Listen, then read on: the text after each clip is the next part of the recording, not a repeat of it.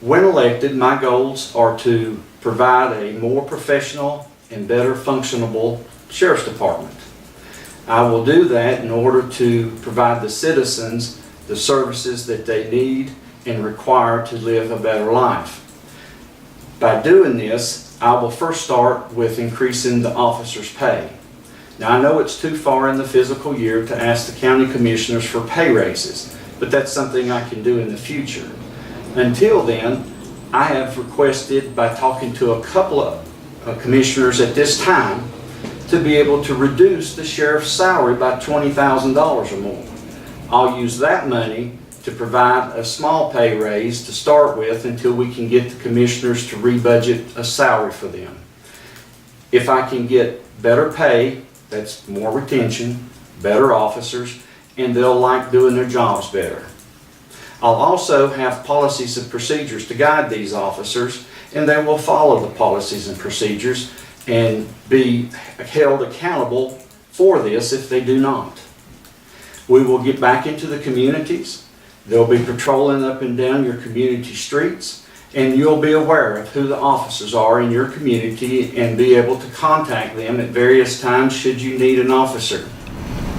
One of the biggest challenges of sheriff and in Swain County and how I'm going to try to meet those goals is the retention of officers, both as a deputy and detention officers. The deputies' pay is pretty much comparable with other counties in our surrounding counties for the starting pay.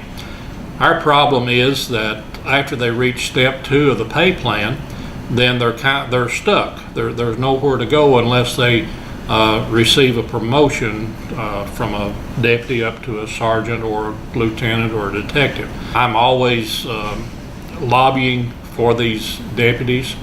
The detention staff is terribly low pay. Detention officers in Swain County is $25,000 a year, and that's ridiculously low for the job that they do. They put their lives on the line just like a deputy does.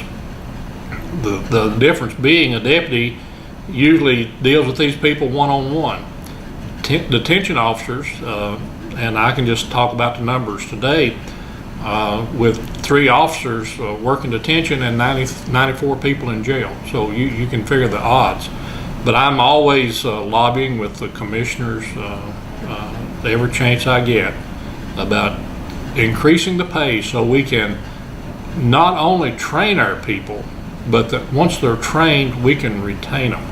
Other counties that are paying more are recruiting our people all the time.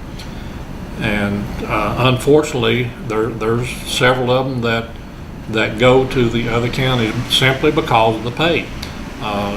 Most, if not all of them that leave here to other agencies tell me they love working in Swain County.